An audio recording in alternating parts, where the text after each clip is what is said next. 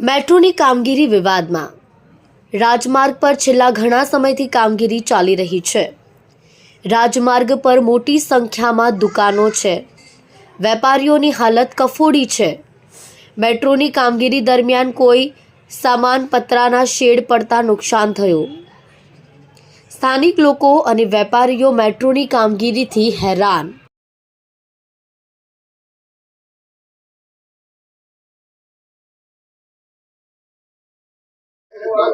આપનું નામ? મારું નામ તાહિરભાઈ લોખંડવાલા છે। શું કહેશો, કેટલી હાલાકી પડી રહી છે અને કેટલી દુકાનો આવેલી છે?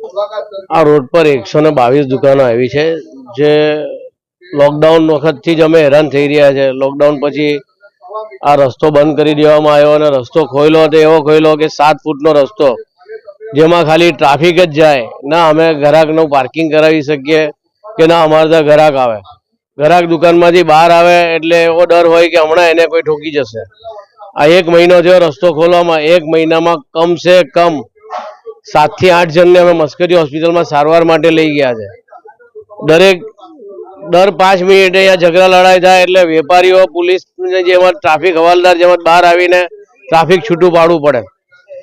રસ્તો ફૂટપાથ કરતા ઊંચો કરી દીધો છે એટલે દરેક વાહન દુકાનની અંદર ભરાઈ જાય છે।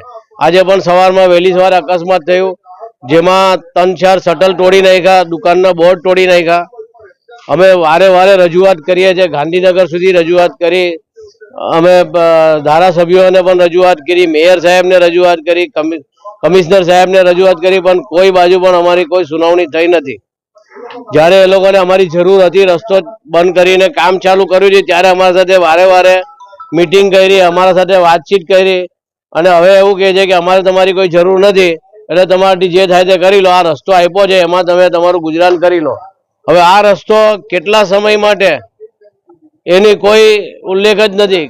આ 2 વર્ષ સુધી બંધ રહેશે કે 5 વર્ષ બંધ રહેશે એવી કોઈ સમય મર્યાદા છે જ નથી।